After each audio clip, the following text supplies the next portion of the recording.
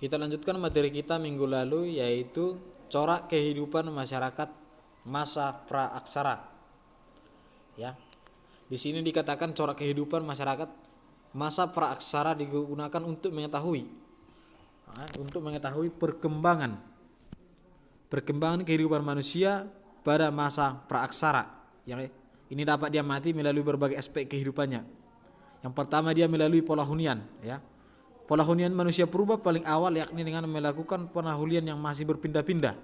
Artinya di sini pola hunian masyarakat pada zaman dulu itu masih berpindah-pindah, sehingga kondisi tersebut terjadi pada masa Paleolitikum, ya, atau batu tua. Sedangkan manusia purba mulai menerapkan hunian tetap, ya, ketika mereka memasuki zaman batu tengah. Nah, kemudian di sini dapat kita lihat bahwa pola hunian memperlihatkan dua karakter khas. Yang pertama, kerekatan dengan sumber air. Yang kedua, kehidupan di alam terbuka.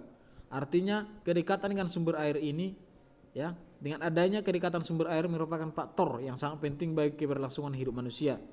Itulah yang terjadi di zaman praaksara dan juga zaman sekarang.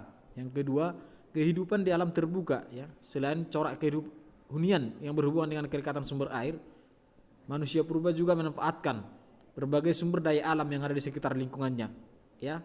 Salah satunya itu memanfaatkan seperti gua-gua untuk dijadikan tempat tinggal sementara. Nah, ini dia dapat kita lihat juga. Yang kedua, dia dilihat dari yang pertama dari pola hunian. Terus yang kedua dapat kita lihat dia dari berburu sampai bercocok tanam. Nah, artinya di sini pada permulaan kehidupan manusia purba, cara untuk memenuhi kebutuhan hidupnya yaitu dengan cara berburu dan meramu, sering juga disebut dengan masa food gathering, ya. Artinya di sini sebelum mereka bercocok tanam, manusia purba itu melakukan tindakan perburuan untuk melakukan ataupun untuk memenuhi kebutuhan hidupnya. Itu dia, berbeda dengan zaman sekarang. Dan yang ketiga ada juga yang kita ketahui, yaitu tiga aspek, ya, corak kehidupan masyarakat pada zaman praaksara itu dapat dilihat dari sistem kepercayaan. Di mana sistem kepercayaan di Indonesia sudah ada, ya, sejak zaman praaksara, di mana nenek moyang meyakini agama adanya kehidupan setelah mereka mati, ya, dan rohnya ditempatkan di alam lain. Oleh sebab itu kegiatan ritual nenek moyang kita berkaitan erat dengan upacara kematian. Artinya di sini mereka masih mempercayai ataupun mereka meyakini adanya kehidupan setelah mereka mati, bukan di masa hidupnya. Nah, dapat kita lihat di sini sistem kepercayaan nenek moyang pada zaman praaksara itu ada tiga. Yang pertama animisme, yang kedua dinamisme, dan yang ketiga totemisme, ya. Itu dia yang dinamakan animisme ini merupakan kepercayaan yang memuja roh nenek moyang. Yang kedua merupakan kepercayaan yang memuja roh nenek moyang, ya, yang masih memberikan pengaruh terhadap kehidupan manusia. Dan yang ketiga itu merupakan kepercayaan bahwa hewan tertentu dianggap suci, ya, karena memiliki kekuatan spiritual. Ini dia masa berburu dan mengumpulkan makanan.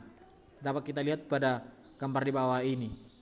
Sehingga upaya-upaya yang dilakukan manusia purba dalam mempertahankan kehidupannya, yang pertama itu menciptakan berbagai alat. Yang kedua, hidup berkelompok antara 10 sampai 15 orang. Yang ketiga, hidupnya berpindah-pindah. Tetapi ini hidupnya berpindah-pindah itu di dekat dengan sumber air seperti sungai dan juga danau. Yang ketiga, suatu hal yang sangat membantu manusia purba adalah penemuan api, ya, di mana mereka ini menggunakan api untuk menghangatkan badan pada musim dingin dan juga sebagai memasak makanan, berbeda dengan zaman sekarang, ya. Ini dia yang kedua, masa berburu. Dapat kita lihat nanti di sini.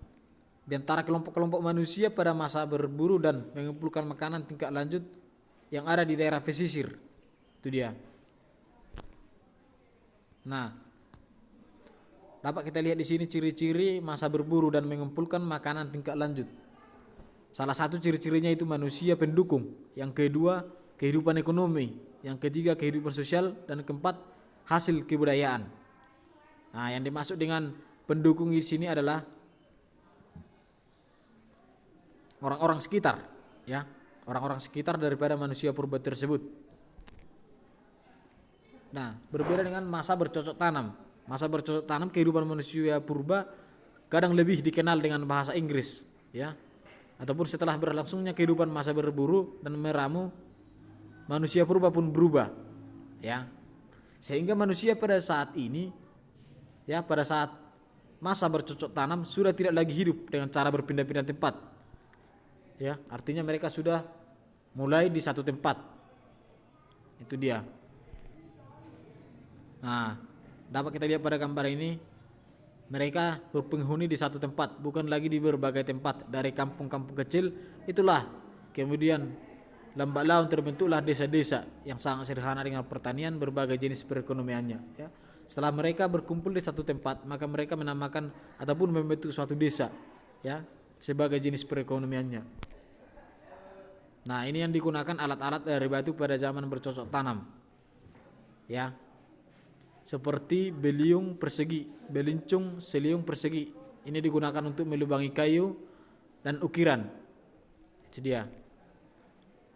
Juga masa perundagian, di mana masa perundagian ini merupakan zaman di mana manusia sudah mengenal pengolahan logam. Itu dia.